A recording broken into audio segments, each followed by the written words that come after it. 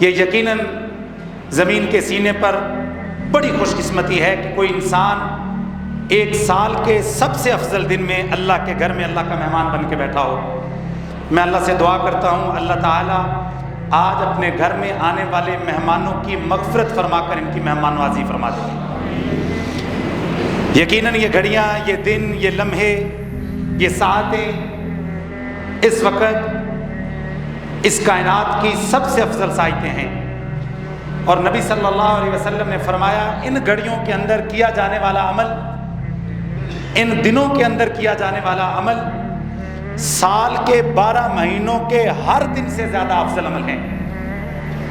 یعنی آپ باقی دنوں کے اندر جو بھی عمل کر لیں، لیکن ان 10 دنوں میں کیے جانے والا عمل، اور پھر ان 10 دنوں کا سردار دن وہ جمعے کا دن، یعنی اس کا مطلب اس جمعے کے اندر سیکھے جانے والا عمل وہ سال کے سارے سیکھے جانے والے اعمال سے زیادہ افضل ہوگا۔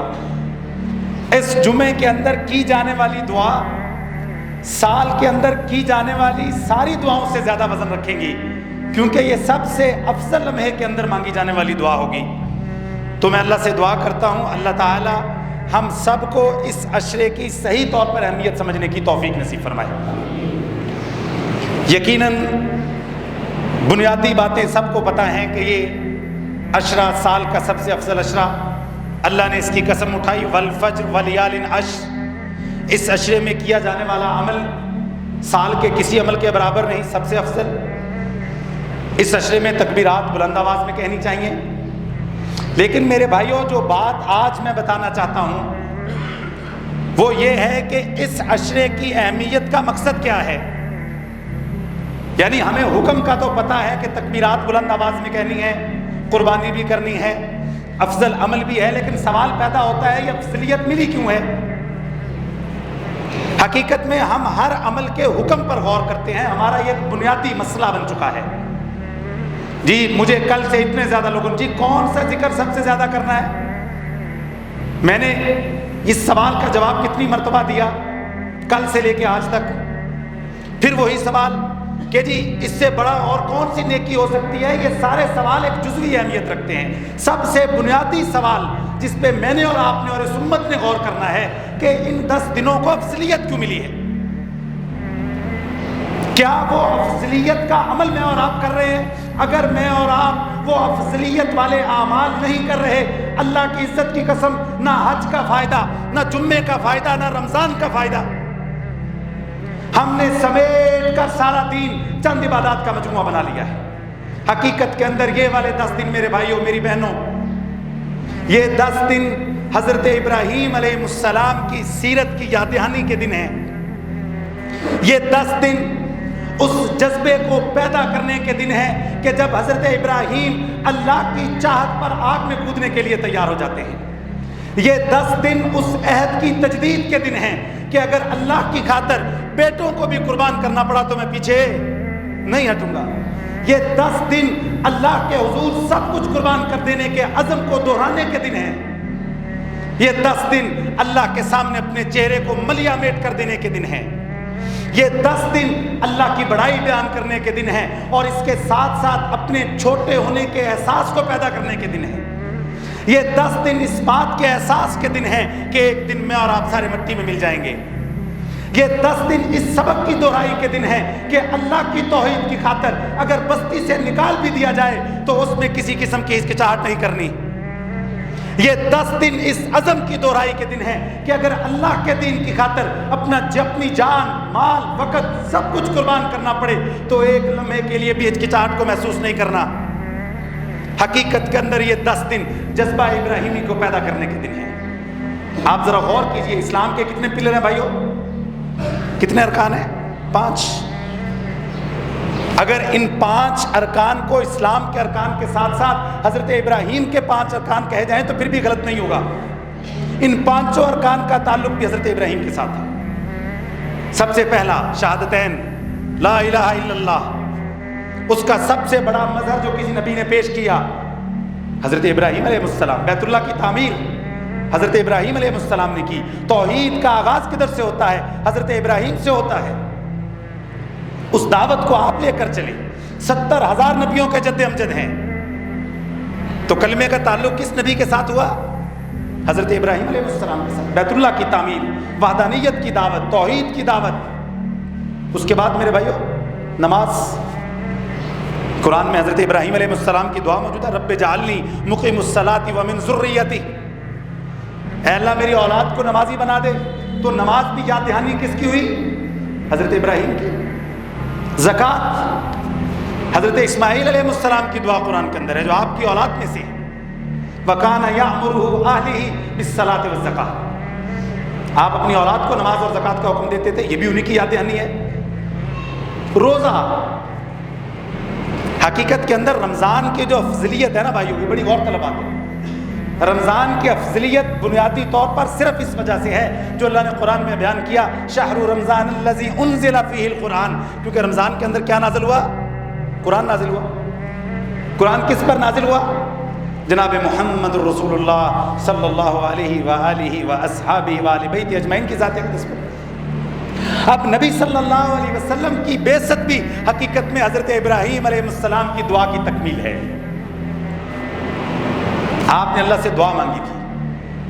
جب اللہ نے آپ کو چن لیا، آزمائشوں میں آپ پورے اترے، تو آپ نے پہلی دعا اللہ سے یہ مانگی کہ اے اللہ میرے اس شہر کو، اس وطن کو یا اللہ امن والا اور خوشحالی والا بنا دے. اللہ تعالیٰ نے اس دعا کو جزوی قبول کیا، مکمل قبول نہیں کیا. اللہ ومن غفر فأمتعه قلیلا ثم اضطره إلی عذاب النار. ہاں میں اس شہر کو امن والا بنا دوں گا، لیکن میں کافروں کو بھی امن اور خوشحالی دوں گا، لیکن بعد میں ان کو میں جہنم کے اندر ڈال دوں گا. پھر حضرت ابراہیم علیہ السلام نے دوسری دعا کی. آپ نے فرمایا اللہ ومن ذریتی، اے اللہ آپ نے مجھے امام بنا دیا ہے، میری اولاد کو بھی بنا دیجئے. اللہ نے اس دعا کو بھی جزوی قبول فرمایا. لا ینال عہد الظالمین، میرا وعدہ ظالموں کے ساتھ نہیں ہوگا. پھر آپ نے تیسری دعا کی، ربنا وابعث فیہم رسولا منہم. یا اللہ میں آپ سے اب دعا کرتا ہوں اپنے بیٹے حضرت اسماعیل کے ساتھ کہ آپ ہماری نسل میں سے ایک رسول بھیج دیجئے. حضرت اسماعیل علیہ السلام کی نسل میں سے اللہ حضرت ابراہیم نے صرف ایک رسول کی دعا مانگی. اب یہاں پر غور کیجئے گا، حضرت اسحاق کی نسل میں سے 70,000 سے زائد انبیاء ہیں، لیکن حضرت اسماعیل علیہ السلام کی نسل میں سے صرف ایک نبی کی دعا مانگی. یہ دعا مانگنے والے کون ہیں؟ حضرت ابراہیم. اور یہ دعا کئی ہزار سال بعد قبول ہوتی ہے، اور مکہ کے صحرا کے اندر کائنات کے امام پیدا ہوتے ہیں. حقیقت کے اندر نبی علیہ الصلوۃ والسلام کا مبعوث ہونا بھی حضرت ابراہیم کی دعا کا ثمر ہی ہے. کلمہ آپ کے ساتھ، نماز آپ کے ساتھ، روزہ آپ کے ساتھ، زکوٰۃ آپ کی طرف نسبت. اور حج کے بارے میں کسی کو نہیں پتا. حج تو چمکتے ہوئے سورج کی طرح ساری کی ساری یاد دہانی حضرت ابراہیم علیہ السلام کی سیرت کی ہے. آرنا مناسک، اللہ تعالیٰ سے دعا کی اللہ میں مناسک سکھا. یہ جتنے بھی مناسک ہم حج کے کرتے ہیں یہ حضرت ابراہیم علیہ السلام کی سنت ہے. تو سارا دین تو حضرت ابراہیم علیہ السلام کی سنت. اور اللہ تعالیٰ نے پھر جناب محمد رسول اللہ صلی اللہ علیہ وآلہ وسلم کو بھی حضرت ابراہیم کی ملت کی پیروی کا حکم دیا، اور اللہ نے مجھے اور آپ کو بھی حضرت ابراہیم کی ملت کی پیروی کا حکم دیا. آپ ذرا غور کیجئے کتنے جلیل القدر پیغمبر ہیں حضرت ابراہیم، کہ جن کی سیرت سے اللہ تعالیٰ نے اپنے محبوب پیغمبر کو بھی سیکھنے کا حکم دیا، اور اللہ نے قیامت تک آنے والے انسانوں کو بھی سیکھنے کا حکم دیا. آپ کی زندگی پر غور کریں ذرا. یہ بات میں الفاظ کہہ سکتا ہوں، آپ سن سکتے ہیں، لیکن جو امتحانات حضرت ابراہیم علیہ السلام نے سامنا کیا، کوئی انسان اپنی عقل سے سوچ نہیں سکتا کہ اللہ کی رضا کی خاطر، صرف اللہ کی خوشی کے لیے ایک انسان آگ میں کودنے کے لیے تیار ہو جاتا ہے. آگ میں کودنے کے لیے تیار ہو جانا، نتیجہ کیا ہوگا کہ انسان آگ میں جائے گا، جل جائے گا. حضرت ابراہیم تیار ہو جاتے ہیں. کیا جذبہ ہوگا، کیا مقام ہوگا. جو بات آج میں بنیادی سمجھانا چاہتا ہوں بھائیو، اس پر غور کریں.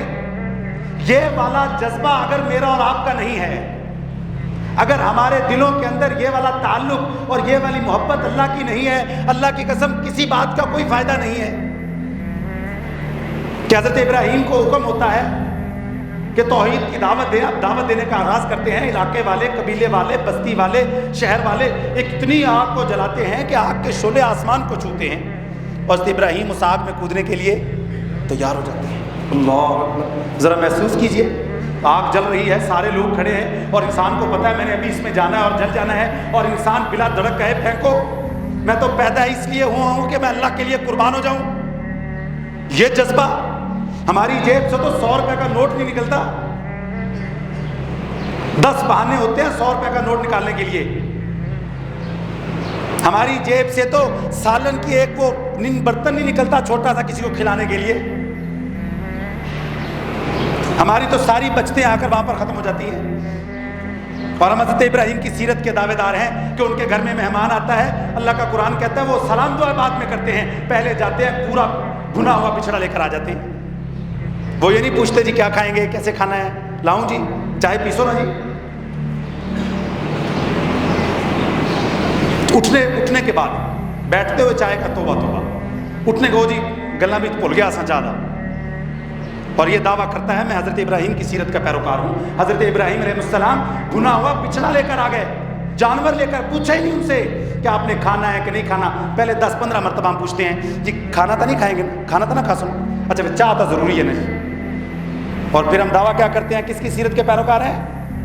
حضرت ابراہیم کی۔ یہ حقیقت ہے بھائیو معاشرے کی۔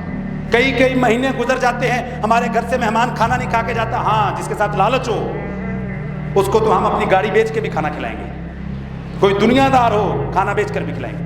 آپ کے اس مرکز کے شیخ الحدیث، میں تو ان کے ساتھ یہاں پہ ہوتا نہیں ہوں، جو آس پاس کے رہنے والے ہیں وہ اپنے دلوں میں دیکھیں کتنی بار گھر میں بلا کر اس معزز ترین آدمی کو کھانا کھلایا آپ نے کہ جی آپ آئیں ہمارے ساتھ کھانا کھائیں۔ واللہ ممبر پر کھڑا ہوں، مجھے انہوں نے بات نہیں کی۔ اپنے آپ سے پوچھیے گا کہ آپ نے کتنی بار اس مرکز کے یا اپنی مسجد جس علاقے سے آپ آئے ہیں، آپ نے اس کے امام کو، قاری کو اپنے گھر میں عزت دے کے کھانا کھلایا ہو؟ آج میرا دل کر رہا ہے آپ کو کھانا کھلاؤں، کوئی نہ۔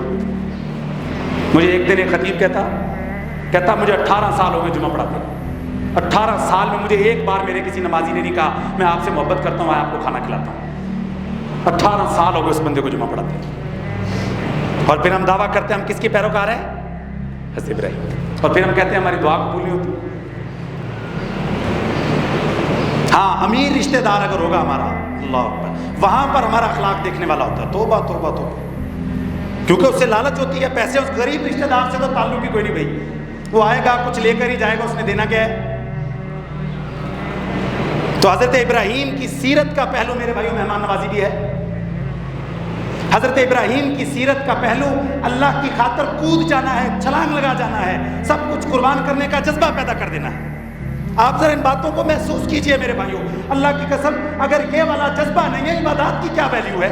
شیطان نے تھوڑی عبادت کی، بلکہ آسمان کے چپے چپے پر اس کے سجدوں کے نشان ہیں، لیکن اس نے وہ بات نہیں کی جو اللہ چاہتے ہیں۔ اور وہ اللہ کا قرآن کہتا ہے اس قال لہ ربہ اسلم قال اسلمت لرب العالمین، جب اللہ نے کہہ دیا ابراہیم مانو، حضرت ابراہیم نے کہا یا رب ذوالجلال ماننے کے لیے تیار ہوں۔ یہ والا جذبہ اللہ کہتے ہیں لے کے آنا ہے، دوسری بات میں نہیں مانتا، مانو، فرما بردار بنو۔ اور انسان آگے سے کہے اسلم، اے اللہ ماننے کا اعلان کرتا ہوں۔ کتنے لوگ اس بات کو سن کر ماننے کا اقرار کرتے ہیں کہ آج ہم جا کر اپنی بیٹی کو وراثت میں حصہ دیں گے، یہ اللہ کا قرآن کہتا ہے ان کا حق ہے۔ کتنے لوگ اس بات کو ماننے کا اعلان کرتے ہیں آج کے بعد ہم سود کی لعنت کو چھوڑیں گے۔ کتنے لوگ اعلان کرتے ہیں کہ ہم آج کے بعد جھوٹ نہیں بولیں گے، سارا گھر اجڑتا ہے تو میرا اجڑ جائے۔ اللہ کا قرآن کہتا ہے اس قال لہ ربہ اسلم، اللہ کہتے ہیں مانو اس بات کو، اسلمت لرب العالمین، ہاں رب ذوالجلال ماننے کا اعلان کرتا ہوں، چونکہ چنانچہ اگرچہ مگرچہ نہیں، بس سر تسلیم خم کرتا ہوں۔ یہ ہے میرے بھائیوں اس 10 دنوں کا فلسفہ کہ گردن کو جھکا دینا، اللہ کی ہر بات کو مان لینا، بس بات مانتا ہوں میرے رب، اس کے بعد میں کوئی بات نہیں کرتا، یا اللہ آپ کا حکم ہے، بس سر کو جھکا دیا، بات ختم ہو گئی۔ اللہ کہتے ہیں ہاں اگر تم یہ کام کرو گے تو پھر میں تمہیں اپنے مقربین اور صالحین کے اندر شامل فرماؤں گا۔ الفاظ پہ غور کریے، قال اسلمت لرب العالمین، رب العالمین، اے اللہ میں آپ کی ہر بات ماننے کا اعلان اس وجہ سے کرتا ہوں کیونکہ میں یہ مانتا ہوں، جانتا ہوں، یقین رکھتا ہوں، اعلان کرتا ہوں کہ اللہ زمین و آسمان کے رب آپ ہیں۔ بات پہ غور کیجئے میرے بھائیوں، ثواب کی نیت سے مت سنیے گا، یہ قرآن ہے، یہ اسلام ہے، یہ وہ دعویٰ ہے جس کی بنیاد پر میں اور آپ جنت کے خریدار ہیں، اور اس کا صرف ایک تقاضا اللہ اس قرآن کے اندر مانگ رہے ہیں، مانو میری بات کو جو میں نے تمہیں کہی ہے۔ اللہ آگے سے سوال نہیں سنتے. اللہ کہتے میں حاکم ہوں، ملک ہوں، قدوس ہوں، عزیز ہوں، جبار ہوں. مانو میری بات کو. کیوں مانو؟ لرب العالمین، کیونکہ سارے جہانوں کا رب کون ہے؟ اور یہی لفظ دوسری جگہ پہ بھی اسی الفاظ کے ساتھ ہے، قل ان صلاتی و نسکی و محیای و مماتی للہ رب العالمین. اے اللہ میں اعلان کرتا ہوں میرا جینا، مرنا، اٹھنا، بیٹھنا، کاروبار، تجارت، خوشی، غمی، سب کچھ تیرے لیے ہے، کیونکہ میں یہ مانتا ہوں کہ تو سارے جہانوں کا رب ہے. اور پھر یہ سبق اتنا بڑا سبق ہے میرے بھائیوں، اللہ کی قسم ہر رکعت میں دہرانے کا حکم ہے، الحمدللہ رب العالمین. اے اللہ میں اعلان کرتا ہوں کہ سارے جہانوں کا رب تو ہے. یہ وہ پہلا رشتہ میرے بھائیوں جو قرآن کی پہلی آیت میں اللہ نے بتایا ہے. سارا قرآن بعد میں آتا ہے، ساری عبادات بعد میں آتی ہیں. اللہ نے کہا پہلے اس بات کو مانو کہ میں سارے جہانوں کا رب ہوں. الحمدللہ رب العالمین. ہر رکعت میں یہاں پہ رکو اور اپنے دل سے کہو یا رب تو سارے جہانوں کو پالنے والا ہے. اس کا الٹیمیٹ رزلٹ کیا نکلے گا؟ اے اللہ تو مالک ہے. اے اللہ تو کون ہے؟ رب کا مطلب کیا ہوا؟ پالنے والا، نگرانی کرنے والا. تو مالک ہوا. جب وہ مالک ہوا تو ہم کون ہوئے؟ غلام ہوئے.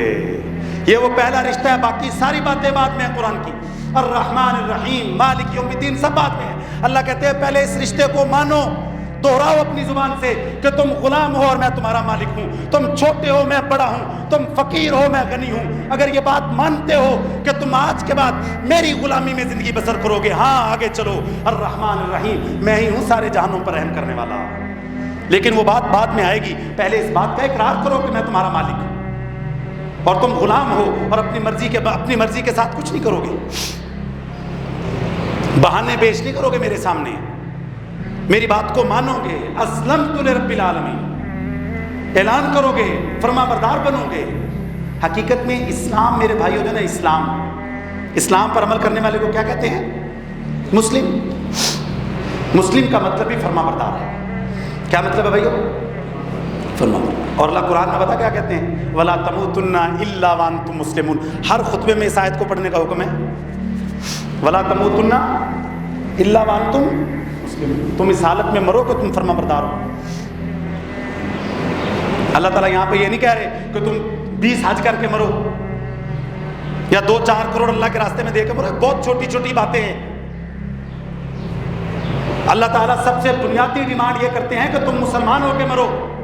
اور مسلمان ہو کے مرنے کا مطلب صرف کلمے کا اقرار نہیں ہے کہ کلمہ پڑھ لیا تو ہم مسلمان ہو گئے. نہیں میرے بھائیوں، یا ہمارے کان میں اذان دے دی گئی مسلمان ہو گئے. نہیں، اللہ کا قرآن اس بات کی وضاحت کرتا ہے کہ مسلمان ہونے کا مطلب فرما بردار ہونا ہے. اسلام کا مطلب سر تسلیم خم کر دینا ہے. اور اللہ تعالیٰ قرآن میں 2 گروپوں کا اعلان کرتا ہے، تیسرا گروپ بھی کوئی نہیں. پتہ نہیں ہم کس گروپ میں ہیں، مجھے تو آج تک یہ سمجھ نہیں لگی. افنجعل المسلمین کالمجرمین. 2 ہی گروپ ہیں قرآن کے اندر. افنجعل المسلمین کالمجرمین. کیا مسلمان اور مجرم برابر ہو جائیں گے؟ اللہ نے کہا یا تم فرما بردار ہو یا تم مجرم ہو. تیسری بات ہی کوئی نہیں. میں کیسے قیامت کے دن برابر کر دوں گا فرما بردار کو اور مجرم کو؟ ایک جھوٹا انسان کیسے مسلمان ہو سکتا ہے؟ ایک دھوکے باز کیسے مسلمان ہو سکتا ہے؟ ناحق مال کھانے والا کیسے مسلمان ہو سکتا ہے؟ مسلمان تو اس کی سادہ سی تعریف ہے جو بیان ہوئی نبی علیہ السلام نے کی. المسلم من سلم المسلمون من لسانہ و یدہ. مسلمان تو وہ ہے جس کے ہاتھ اور زبان سے دوسرا مسلمان محفوظ رہے، جس کے وجود سے دوسرے مسلمان کو خیر ملے، جس سے لوگ ڈرے مت، جس سے لوگ بھائیو یقین مانے. آپ کسی سے 1000 روپے ادھار مانگ کے دیکھیں، 1000 روپے میں زیادہ بات نہیں کر رہا، وہ اس بات سے ڈرتا ہے کہ یہ 1000 بھی واپس ہے نہیں کرے گا. اور جو مانگ رہا ہے وہ سمجھتا ہے میں مسلمان ہوں. یہ ہمارا مجموعی کردار ہے. لینے والے کو بھی پتا ہوتا ہے کہ میں نے واپس ہے کوئی نہیں کرنا، اور دینے والے کو بھی پتا ہے کہ اس نے واپس ہے، دونوں مسلمان ہیں. پتہ نہیں یہ اسلام کدھر سے آیا ہے جو قرآن میں ہے، جو نبی کے فرمان میں ہے. اللہ کی قسم مجھے تو ایسا کوئی اسلام نہیں ملا. ہم ایک دوسرے سے ڈرتے ہیں، یہ حقیقت ہے میرے بھائیوں. ہم ایک دوسرے سے خوف آتا ہے. بیٹیاں باپ سے ڈرتی ہیں، بیٹے باپ سے ڈرتے ہیں کہ میں بیٹیاں اپنا وراثت کا حق کیوں نہیں مانگتی. کس کو نہیں پتا؟ پتا ہے کہ مانگا تو بھائی جنازوں پہ ہمارا مرنا جینا ختم. اور وہ بھائی صاحب مسجد میں بھی آئیں گے, دعا کریں جی میری صحت ٹھیک نہیں ہو رہی, حالات ٹھیک نہیں ہو رہے. گھر والے ڈر رہے ہیں اپنا حق مانگنے کے لیے. جنہوں نے پیسے لوگوں کے کھائے ہوئے, یقین کر جائیں پیسے لینا بھی ایک بہت بڑا کام ہو چکا ہوا ہے. اس کے لیے بندے رکھنے پڑتے ہیں, بھائی تم پیسے لے کے دے دو 25% تمہارا ہو گیا. ایسے بندے معاشرے میں موجود ہیں کہ نہیں ہیں؟ آدھے آدھے پہ بات بھی فائنل ہوتی ہے. اور یہ ہے ہمارا اسلام. اور ان 10 دنوں کا سب سے بڑا سبق اللہ کی قسم یہی ہے کہ فرما بردار بنو. اسلام کا مطلب فرما بردار بننا ہے. یہ ہے ان 10 دنوں کا بنیادی مقصد. حضرت ابراہیم علیہ السلام اکلوتی اولاد کو اپنی بیوی سمیت صحرا میں چھوڑ دیتے ہیں. اللہ اکبر. کھانے کو کچھ نہیں, پینے کو کچھ نہیں, اور آپ صرف اللہ کے کہنے کے اوپر فرما برداری کی کیا مثال قائم کی ہے کہ اپنی بیوی اور اپنے بچے کو صحرا میں چھوڑ کے جا رہے ہیں. اللہ اکبر. اور بیوی بھی پھر کیا کہتی ہے کہ اگر آپ اللہ کے حکم سے چھوڑ کے جا رہے ہیں تو اللہ میں ضائع نہیں کرے گا. آج کل تو بیویوں کا رشتہ بھی شوہروں سے صرف پیسوں کا ہی ہوتا ہے. پیسے لا رہا ہے تو اس کی عزت کی جائے گی, اگر خرچہ بیچارہ نہیں دے رہا تو پھر اس کی عزت ہے. بیویاں بھی اس طرف سے صاف ہیں ماشاءاللہ. اور حضرت ابراہیم علیہ السلام کی بیوی کیا کہتی ہیں کہ اگر آپ اللہ کے حکم پر چھوڑ کے جا رہے ہیں تو اللہ میں ضائع نہیں کرے گا, خاص صحرا میں آپ چھوڑ کے چلے جائیں. پھر کیا قربانی کا جذبہ ہے کہ حضرت ابراہیم علیہ السلام اپنے سگے بیٹے کے گلے پر چھری پھیرنے کو تیار ہو جاتے ہیں. وہ میرے بھائیوں, ہم تو اپنی چھوٹی سی خواہشات پر چھری نہیں پھیرتے, ہم اپنے بغض اور اپنی منافقت پر چھری نہیں پھیرتے, ہم اپنی نفرتوں پر چھری نہیں پھیرتے. اور حضرت ابراہیم اپنے بیٹے پر چھری پھیرنے کو تیار. ہم اپنی دشمنیوں پر چھری پھیرنے کو تیار نہیں ہیں. اور حضرت ابراہیم اپنے بیٹے کو ذبح کرنے کو تیار. اور بیٹے نے بھی فرما برداری کی کیا مثال قائم کی. کیا ہے میرے ابو جان آپ آگے بڑھیے, عمل کیجئے. ہمارا بیٹا ہمارے کہنے پہ نماز نہیں پڑھتا, اور وہاں پہ حضرت اسماعیل اپنے والد کے کہنے پر سر کٹوانے کو تیار ہو جاتے ہیں. اور ہمارا بیٹا ہماری بات نہیں مانتا. دعا کریں جی میرا بیٹا فرما بردار ہو جائے. یہ ہم نے سیکھا حضرت ابراہیم کی سیرت سے. پہلے ہمیں خود فرما بردار بننا ہوگا, تب جا کر اللہ آپ کی اولادوں میں یہ تصور خود پیوست کرے گا کہ اگر تمہارا باپ فرما بردار ہے تو تم بھی فرما بردار بنو. یہ ہے بنیادی اسلام کا جذبہ. اور پھر جب آپ ان سارے امتحانوں سے گزر گئے تب آپ نے پھر دعا کی کہ یا اللہ میری قوم میں سے, یا اللہ میری نسل میں سے ایک رسول کو پیدا کرنا. تو اس کا مطلب یہ ہوا کہ اگر انسان اللہ کی خاطر کچھ قربانی دیتا ہے, اللہ کی خاطر کچھ چھوڑنے کا عزم کرتا ہے, اللہ کی خاطر کچھ کرنے کی نیت بھرتا ہے, تو پھر اللہ تعالیٰ ان دعاؤں کو رد نہیں کرتے. ہو سکتا ہے دعا کی قبولیت میں وقت لگے, لیکن یاد رکھیے دعا جتنی دیر سے قبول ہوتی ہے اس دعا کا نتیجہ اتنا ہی خوبصورت ہوتا ہے. اور اس کی بہت بڑی مثال حضرت ابراہیم علیہ السلام کی دعا ہے جو ہزاروں سال بعد قبول ہوتی ہے, لیکن اس دعا کا نتیجہ اس کائنات کے امام پیدا ہوتے ہیں. اور یاد رکھیے میرے بھائیوں, آزمائشیں, امتحان جو حضرت ابراہیم پر آئے وہ بھی اس پوری امت کے لیے رحمت تھی قیامت تک آنے والے انسانوں کے لیے, کہ جب ہمارے اوپر کوئی آزمائش آئے تو اللہ کا قرآن کہتا ہے ملت ابیکم ابراہیم, اپنے باپ ابراہیم کی ملت پر غور کرو. حقیقت میں نبی صلی اللہ علیہ وسلم کی سیرت طیبہ کو سمجھنے کے لیے بھی ہمیں حضرت ابراہیم کی سیرت کا مطالعہ ضروری ہے. اور یہ ہمارے لیے بھی ضروری ہے کہ جب ہمیں چھوٹی سی کوئی پریشانی آ جائے نا, چھوٹا سا کوئی امتحان آ جائے, تو ہم یہ دیکھیں کہ ہمارے اوپر حضرت ابراہیم جتنا امتحان تو نہیں آیا. ہمیں تو اللہ تعالیٰ نے اپنے بچوں کو ذبح کرنے کا نہیں کہا, اللہ نے ہمیں تو آگ میں چھلانگ لگانے کا نہیں کہا, اللہ نے مجھے اور آپ کو اپنے بیوی بچوں کو کہیں صحرا میں چھوڑ کر آنے کا تو نہیں کہا. اللہ نے صرف یہ کہا ہے اسلام پر عمل کرو, مسلمان بن جاؤ, فرما بردار بن جاؤ. ہم یہ فرما بردار بھی نہ بن سکے. قربانی کا جذبہ تو بڑی بات کی بات ہے, امتحان میں کامیابی تو بڑی بات کی بات ہے. ہم تو اپنے آپ کو جھکا بھی نہ سکے اللہ کے آگے.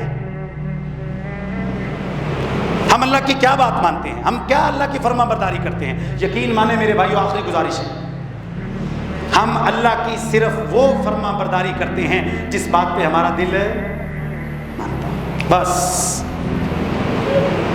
فرما برداری کا لفظ شاید مشکل ہے. فرما برداری کا مطلب سادہ ترین الفاظ میں کیا ترجمہ ہو سکتا ہے بھائیو؟ کیا ہو سکتا ہے ترجمہ فرما برداری کا؟ کسی کی بات کو مان لینا. بھائی نے صحیح جواب دیا. تو فرما برداری کا سادہ ترین مطلب کیا ہے بھائیو؟ میری بات پہ آخری پہ غور کیجیے گا. خدا را آپ کو اللہ کا واسطہ ہے, کان کھول کے سنیے گا. فرما برداری کا مطلب ہے کہ اللہ کی بات کو مان لینا ہے. اس کے آگے چونکہ چنانچہ اللہ تعالیٰ قرآن میں کہتے ہیں یا ایھا الذین آمنوا اذا نودی للصلاۃ من یوم الجمعہ فاسعوا الی ذکر اللہ. اے ایمان کا دعویٰ کرنے والو, جمعے کے دن جب اذان ہو جائے تو اللہ کے گھر کی طرف دوڑ کر آؤ. اور نبی علیہ السلام نے فرمایا امام کے منبر پر کھڑے ہونے سے پہلے. یہ کس نے کہا ہے؟ اللہ کا حکم ہے. کس کا حکم ہے؟ کیا میں اور آپ مانتے ہیں؟ ابھی نیچے والا حال فل ہوگا, یہ باہر بھی سارے فل ہیں میرے معزز بھائی. کیا انہوں نے اللہ کے اس فرمان کو مانا؟ نہیں مانا. یہ صرف اس مرکز کا رونا تو نہیں, ساری مساجد میں ایسے ہی ہے. اور پھر ہم کیا کہیں گے؟ ہم کون ہیں؟ مسلمان.